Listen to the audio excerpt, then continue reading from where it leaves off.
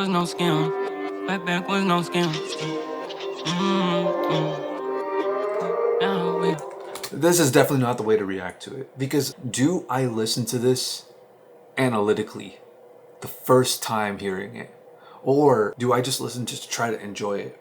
And then maybe I'll listen a second time or a third time.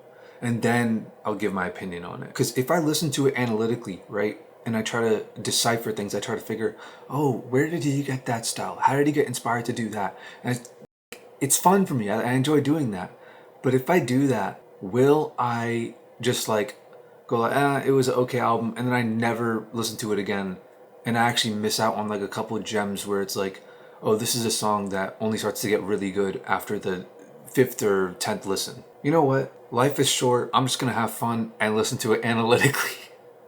This is not how normally people would react to stuff, but I mean, this is why I want to react to music. Chicken, I'm gonna use him. TJ, that goes crazy. High like a blim, yeah. That bag was no scam, yeah.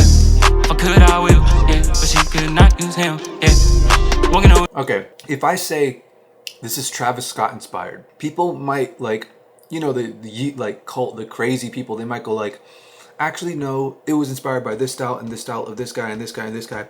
And they'll list like 40 different people, right? Even in 2018, someone like Lil Yachty was having all these really ethereal beats. All these guys' producers were all sort of following the wave, whether or not the artist was even wanted to be in on it. All those artists were influenced by Travis Scott.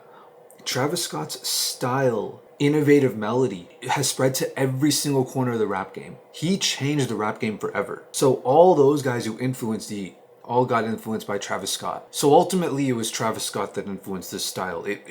It's like going through Google Translate like 3 or 4 times, and then it ends up being this style. Good tell, I'm wishing you well, but I feel up well with a drip as you tell. Nav, Trill Sammy. Dude, there were a lot of 2018, like I'm remembering these guys, I'm like, bro, where? Because I'm hearing the same autotune. When you're in the game, and by in the game I don't mean like you gotta be like famous or whatever, but when you talk to these people, when you're connected, the biggest sauce is the little presets that they use, because they manipulate the industry to create formulas.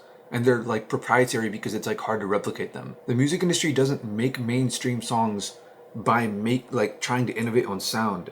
They do it by creating cues of familiarity to like tickle the brain in the right way, and then they give all the artists that they want to blow up that same preset. I remember he wouldn't record because my presets was ass. Like, it sounded so bad I didn't want to do it. I don't know, there was just no like engineer that could do that. I would make a song and then I didn't want to listen to it because the presets and everything just didn't sound good. Once Wyland, like I remember Wyland came over to my crib and gave me the stuff he had on his presets. I took his computer and I put everything that I use on there, and I just told him like which things to adjust for ad libs and stuff like that, and he ended up recording more.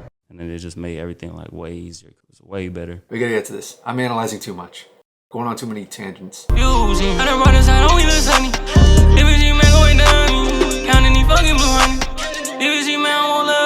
He clearly has not mastered the style. And this is what I can appreciate. This stuff is probably embarrassing to listen to for him. He probably looks back on this and he's like, bro, don't ever play this at one of my concerts. I made a different video about this, but I basically explained that like Yeat's thing is cool because it's intentional. A lot of these rappers, you cannot understand them just because they have a really stupid accent that people can barely understand. That's not Yeat. Yeat is impossible to understand, but that's intentional. And then you gotta wonder, okay, why is that intentional? Why would Yeat do that? What does he gain? So you think about, what does he gain in the song? He gains the ability to turn his voice into an instrument. It's like everybody else's voices their vocals are kind of locked into like you can only do this much with them.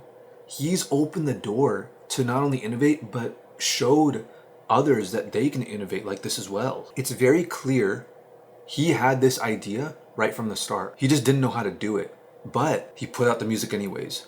He put out the music anyways so that he can evolve. It's burning your dead wood, and then that fire allows the trees to drop their seeds, and those seeds grow into new trees. That's like a good metaphor to imagine it as. And if you actually want to evolve your style, because I see so many people that make music, they make more music than Yeat probably. These people don't evolve the way Yeat does. They don't have the confidence to come up with ideas like this, like innovate and go, I could do something new. Okay, let me get good at it.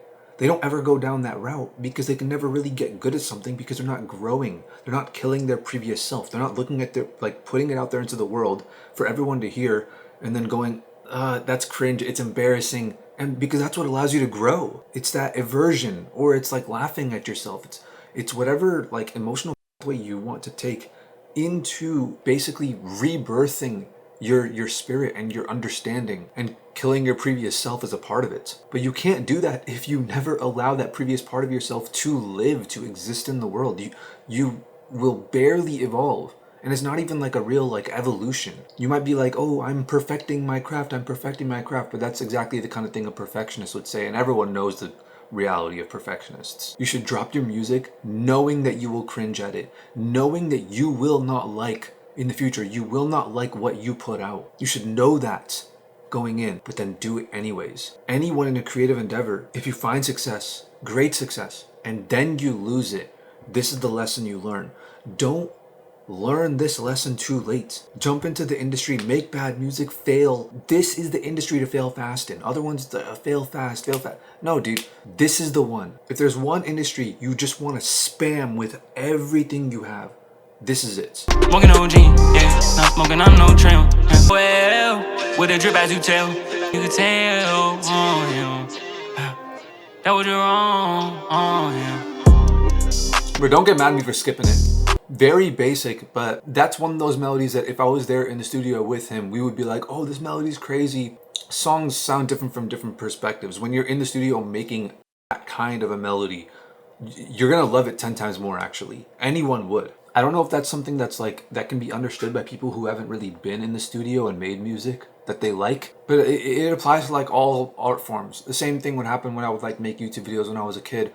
It was like 10 times funnier to us, like me and my friends who made it, than it was to like anybody else who would watch it, you know? It's pretty clear they had fun making that beat, and that just makes you appreciate it a little more. It's like, oh, they're actually doing what they love, because you don't feel that way, but like you don't overly like love your craft unless you had fun making it.